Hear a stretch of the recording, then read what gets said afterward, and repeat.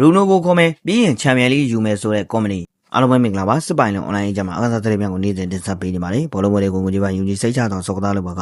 စစ်ပိုင်လုံးအင်ဂျန်တို့လာရောက်စောကစားနိုင်မှာကြောင်းသတင်းကောင်းပါရပါတယ်အကောင်းဆုံးဝန်ဆောင်များနဲ့စောင့်ကြိုးနေပါတယ်ခင်ဗျာဘိုင်မီနစ်အသင်းရဲ့နေပြချုပ်ဖြစ်သူကော်မတီကတော့ချန်ပီယံလိဆိုပလာကိုရယူခြင်းနေပါပြီလူငယ်နီးပြလေးဖြစ်သလိုစိတ်အားထက်သန်မှုများစွာကိုလည်းတွေးမြင်နေရပါတယ်ဒီထဲမှာသူမျက်စိအကျဆုံးသောကစားသမားက Bruno Fernandes ပါပဲသူတို့ပိုင်မီနစ်အသင်းမှာကဒေဂျေကျဲကိုသွန်းဆက်ကြီး Harry Kane ရှိတယ်ဒီလိုဂိုးသွန်းဆက်ကြီးနဲ့ဂိုးတွေကိုဖန်တီးမှုမြင်မားစွာပြုလုပ်ပေးတဲ့ Bruno Fernandes တို့သာပေါင်းဆက်လိုက်ရင်သူတို့အသင်းကိုဥရောပမှာတားဆီးနိုင်ဖို့ဆိုတာမျိုးကဘယ်အသင်းအတွက်မှမလွယ်ကူတော့ပါဘူး Harry Kane ကဒီနေ့ရာသီပိုင်မီနစ်အသင်းအတွက်ပြိုင်ပွဲစုံစုစုပေါင်း62ဂိုးထိတင်ယူပေးထားနိုင်ခဲ့တာပါ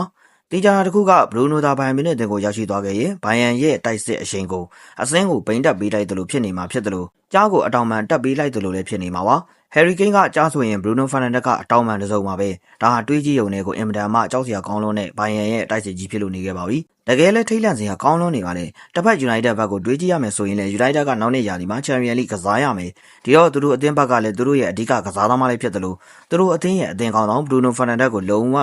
လက်လွတ်မှာတော့မဟုတ်ပါဘူးအကယ်၍ရှေ့ကပြောဆိုခဲ့သလိုဘိုင်မီနစ်အသင်းကိုသာ Bruno Fernandes တယောက်ရောက်ရှိသွားခဲ့ရင်တေချာပေါက်နောက်နေ့ Champions League ဆိုပလာကဘိုင်မီနစ်အတွက်ပဲဆိုတာမြေကြီးလက်ခွတ်မလွယ်ပဲဖြစ်ပါတယ်ဟုတ်ကဲ့ပါခင်ဗျာဒီနေ့ဗီဒီယိုလေးကတော့ဒါလောက်ပါပဲနောက်နေ့ဒီမှာလည်းအားကစားနဲ့သက်ဆိုင်တဲ့အကြောင်းအရာတွေကိုတင်ဆက်ပေးသွားမှာဖြစ်တာကြောင့်ကျွန်တော်တို့ရဲ့ channel လေးကို like and follow ပြုလုပ်ခဲ့ကြဖို့တောင်းဆိုချင်ပါတယ်အစုံလေးနားဆင်အားပေးခဲ့ကြတဲ့ပရိသတ်တယောက်ချင်းစီတိုင်းကိုကျေးဇူးထူးပဲတင်ရှိပါတယ်ခင်ဗျာ